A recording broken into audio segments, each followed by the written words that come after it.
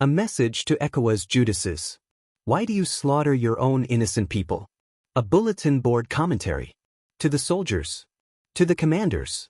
To the men in uniform who say they serve the people, but turn their guns on the very ones who raised them. This is a message to the ECOWAS Judases. To those who sell their people for foreign coins. To those who obey orders that no human should follow. To those who would burn their own village to keep their rank. You were never trained to protect us. Let's speak the truth. African armies and police forces were not born to defend the people.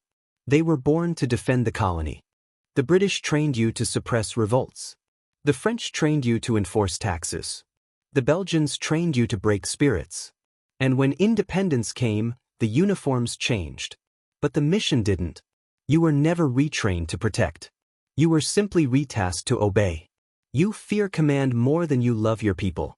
Do you know that you have no obligation to obey an unlawful command? You take unlawful orders. You raid your own neighborhoods. You shoot into crowds where your cousins stand.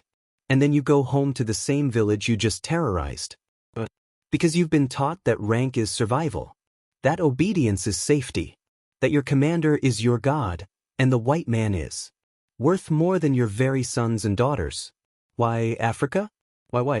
The American soldiers just recently stood down Donald Trump. Because they were not going to attack their own citizens, not even the black ones that look like you.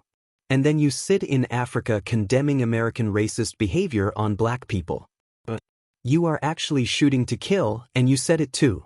But is it because you have democracy? The soldiers in the Sahel don't abuse their own. You say they need your democracy. The same one that turned you into thieves and tyrants, shackling your own for colonial masters. How many Africans can 126 million euros afford ECOWAS? You are completely exposed. Did you realize? You give the people no choice but to rise against you, because it's damned if they do and damned if they don't. Not even the death you deliver will scare them anymore. And remember, you have something to live for, you abusing thief. The soldiers in the Sahel don't rob and abuse their people like you do yours, because they don't have democracy like you. But let me tell you this, Judas spawns of Africa. No rank will save you when the people rise. No salary will protect you when the empire falls. And no uniform will cleanse your conscience when the blood dries. On your calendar, write this day. July 6, 2025. On that day the energy shifted. And God has put a curse on you. Look at the stars, see for yourself and tell me if I lie. You are selling your people for a lie, so you are the liar. In your stealing you present yourself as an advocate for something good, and the good you claim is the evil from the West you brand as democracy. No one is a fool anymore and no one believes you. It is you who convince yourself that they believe your lies. Everybody knows the evil you serve and that democracy is an imperialist con. A mental shackle you help the enemies to bind your own people by. The EU funds ECOWAS. These are the colonizers. How do you make that make sense? You can't. ECOWAS funds your missions, and your mission is to catch the slaves and bring them to the masters. How many slaves can 126 million euros buy you jet black devils? The people are waiting to lay hands on you as soon as the army does the right thing. They have an obligation to protect their people regardless of what the president says. And you carry the imperialist mission out, thinking you're securing your future. But you're not. You have sold your soul for countless eternity. You are selling your people. And in doing so, you are selling your own children. You are selling your own safety.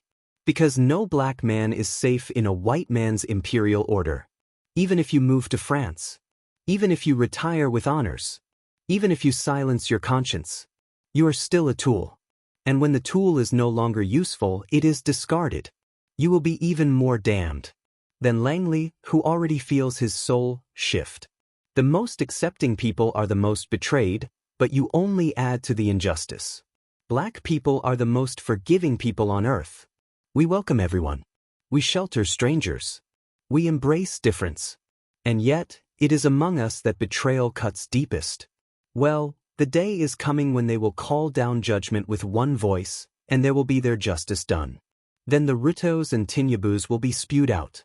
Africans should no longer utter words like ECOWAS or AU. That in itself is a betrayal. The word is EU. It is all distracting names for EU or America, just like AFRICOM is simply America. Don't play into their disguising games. They didn't expect evil from you, but now they expect no good in you. They believed in your unity, but you are simply divisive. There was no more hope that you would come home, so the judgment was passed. There is still some hope for the security forces. Every time you raise your weapon against your own, you make that hope harder to hold. To the ECOWAS Judases, you are not heroes.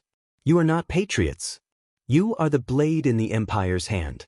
And when the blood dries, you will find that you've slaughtered not just your people, but your own future.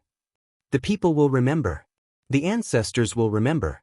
And when the reckoning comes, your uniform will not protect you from the truth. Besides, the war you bring is not for you to win this time. It is your judgment.